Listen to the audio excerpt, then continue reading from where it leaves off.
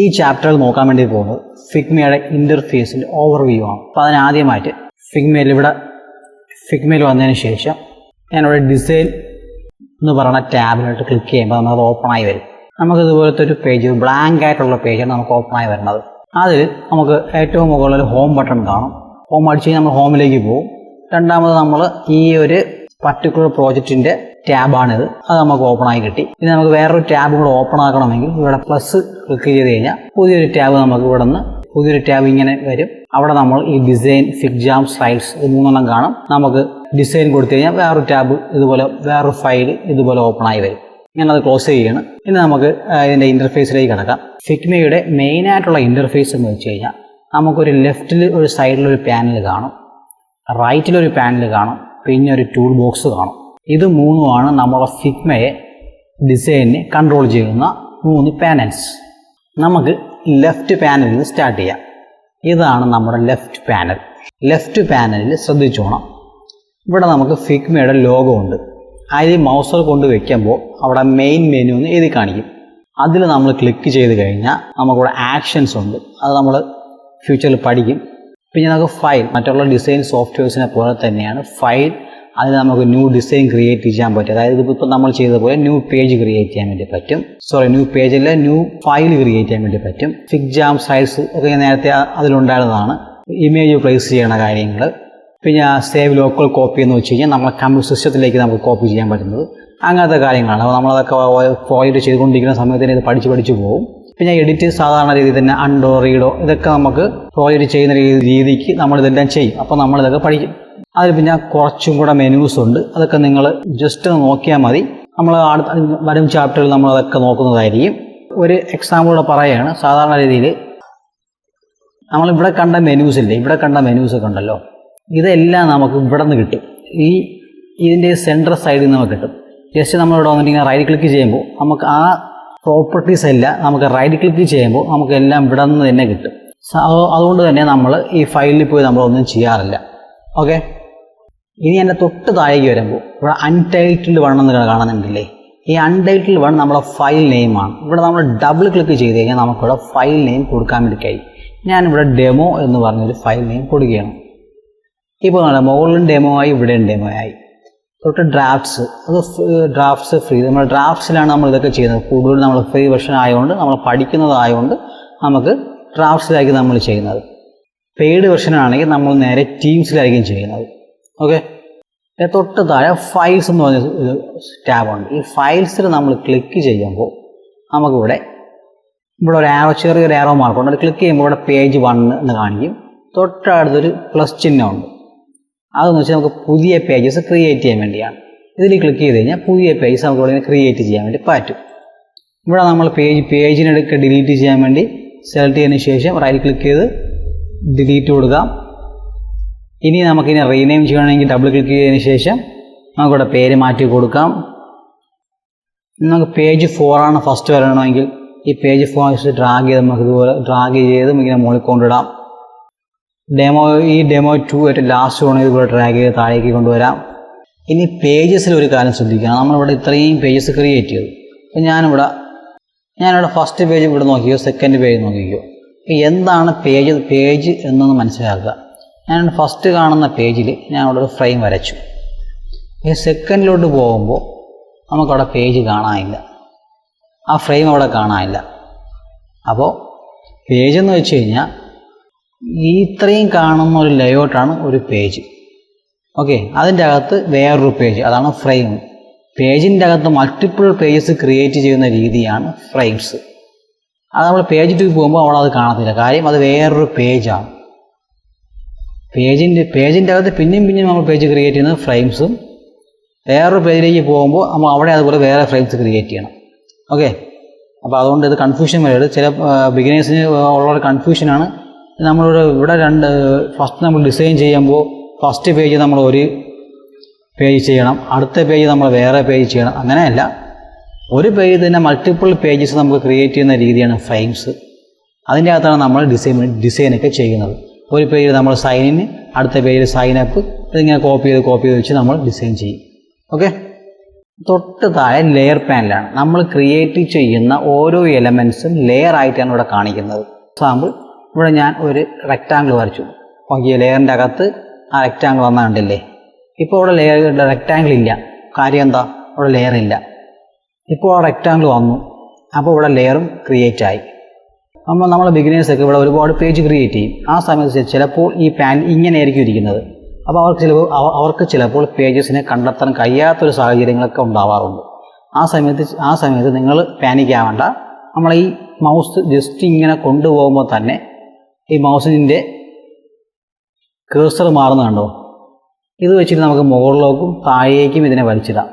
ആ സമയത്ത് നമുക്ക് ഈ പേജസ് എല്ലാം ഇവിടെ ഡിസ്പ്ലേ ആവും.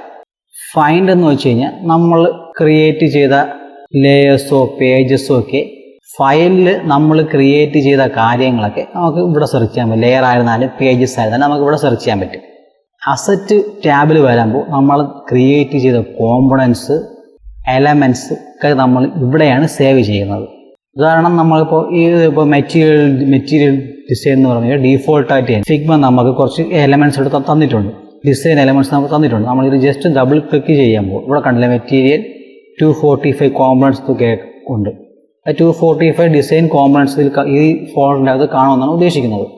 നമ്മൾ ഡബിൾ ക്ലിക്ക് ചെയ്യുമ്പോൾ നമുക്ക് ആ ഡിസൈൻ്റെ കോമ്പണൻസ് എല്ലാം നമുക്ക് ഇവിടെ കാണാൻ വേണ്ടി കഴിയും. നമുക്ക് വേണമെങ്കിൽ ഇവിടെ നിന്ന് തന്നെ സെർച്ച് ചെയ്ത് പെട്ടെന്ന് കണ്ടുപിടിക്കാൻ വേണ്ടി പറ്റും. ഞാനിവിടെ സെർച്ച് ചെയ്തപ്പോൾ ഫുൾ പേര് അടിക്കണമെന്നില്ല, എൻ്റെ പകുതി പേര് അടിച്ചാലും മതി, ഫസ്റ്റ് ലെറ്റർ അടിച്ചാലും മതി. അതുമായിട്ട് ബന്ധപ്പെട്ട എല്ലാ കോമ്പണൻസും എലമെൻറ്റ്സും നമുക്ക് കാണാൻ വേണ്ടി സാധിക്കും. അതായത് നമുക്കിവിടെ വന്നിട്ടുണ്ട്. ഇനി ഇവിടെ ഒരു സെറ്റിങ്സ് ഉണ്ട്.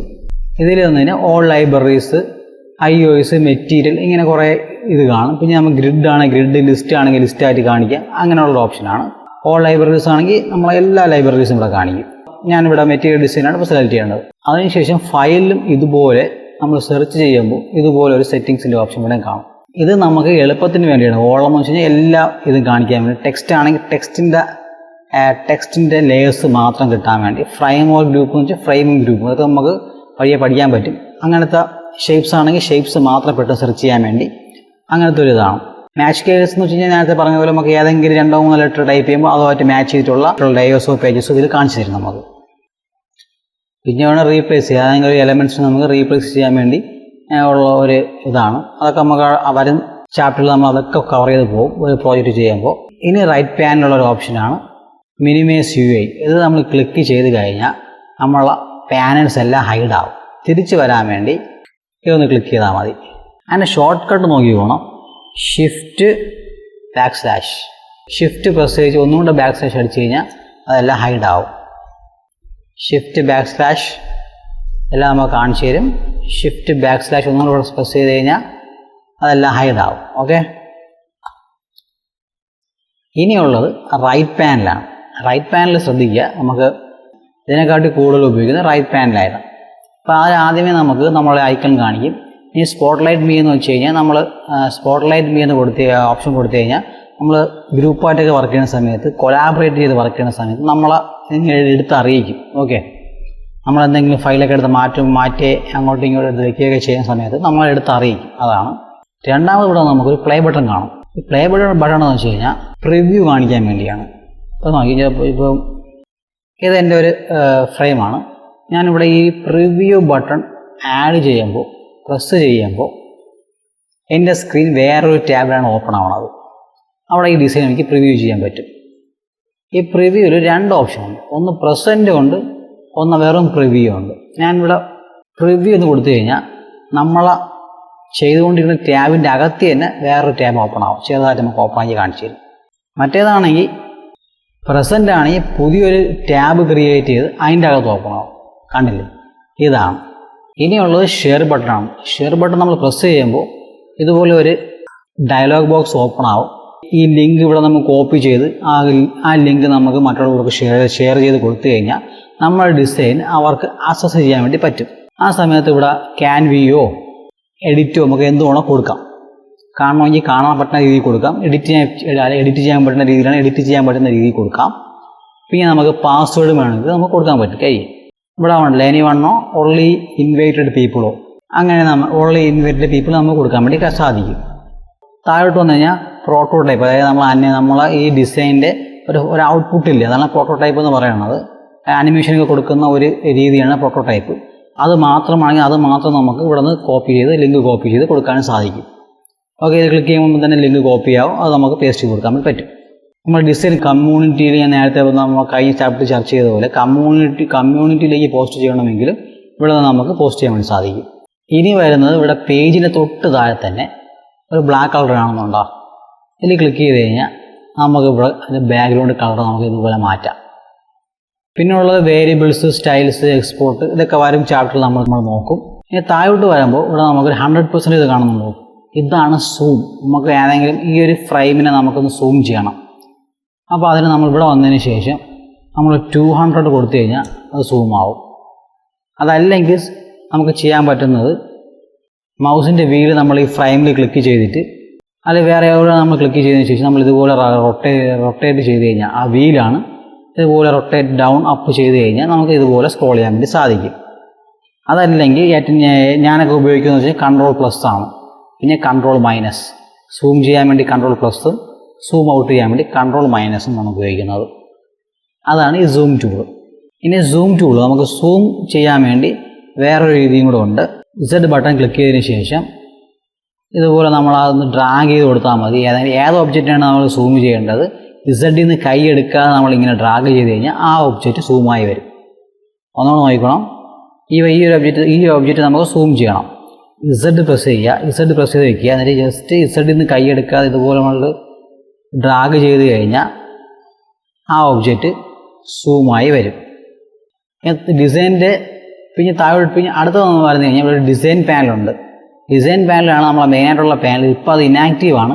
നമ്മൾ ഈ ഫ്രെയിം ഒന്ന് സെലക്ട് ചെയ്ത് നോക്കിക്കേ, ഈ ഒരു ഫ്രെയിമിൻ്റെ പ്രോപ്പർട്ടീസ് എല്ലാം ഇവിടെ അങ്ങ് ആക്റ്റീവ് ആവും. ഇവിടെയാണ് നമ്മൾ ബാക്കിയുള്ള ഇവിടെ ഇതിൻ്റെ അകത്തുള്ള എലമെൻസിൻ്റെ ആയിരുന്നാലും ഷേപ്സിൻ്റെ ആയിരുന്നാലും പ്രോപ്പർട്ടിയൊക്കെ സെറ്റ് ചെയ്യണം ഈ ഡിസൈൻ പാനലിലാണ്. ഇനി ഞാൻ നേരത്തെ പറഞ്ഞിട്ടുള്ളൂ നമ്മുടെ ഡിസൈൻ പാനൽ, ഇതാണ് നമ്മുടെ ഡിസൈൻസിൻ്റെ പവർ ഹൗസ് എന്ന് പറയുന്നത്. ഇത് ആക്റ്റീവ് ആവുന്നത് നമ്മളിവിടെ സെലക്ട് ചെയ്യുന്ന ഒബ്ജക്റ്റിൻ്റെ രീതിക്ക് അനുസരിച്ചാണ് ഇവിടെ ഇതെല്ലാം വർക്കാവുന്നത്. ഇപ്പോൾ ഞാൻ ഇതൊരു പെൻ ടൂൾ ചെയ്ത സംഭവം, പെൻ ടൂളാണ് വരച്ചു കഴിഞ്ഞാൽ പെൻ ടൂളിന് വേണ്ട ആവശ്യങ്ങളായിരിക്കും ഇവിടെ ആക്റ്റീവ് ആവുന്നത്. ടൈപ്പ് ടൂളാണ് ഞാൻ ഇവിടെ ടൈപ്പ് ചെയ്യുന്നതെങ്കിൽ ടൈപ്പ് ടൂളിന് ആവശ്യമുള്ള സാധനങ്ങളായിരിക്കും ഇവിടെ ആക്റ്റീവ് ആവുന്നത്. നമ്മൾ ഏതെങ്കിലും ഒരു എലമെൻസിനെ സെലക്ട് ചെയ്യുമ്പോൾ അതനുസരിച്ചുള്ള പ്രോപ്പർട്ടി ആയിരിക്കും ഇവിടെ ആക്റ്റീവായി വരുന്നത്. ഓക്കെ, അതിനുശേഷം നമ്മൾ നോക്കുന്നത് പ്രോട്ടോടൈപ്പാണ്. പ്രോട്ടോടൈപ്പ് എന്ന് വെച്ച് കഴിഞ്ഞാൽ നമ്മൾ അനിമേഷൻസ് ഒക്കെ സെറ്റ് ചെയ്യണത്, ഇൻട്രാക്ഷൻ സെറ്റ് ചെയ്യണത് എല്ലാം പ്രോട്ടോടൈപ്പിൻ്റെ ഈ ഒരു പാനലാണ്.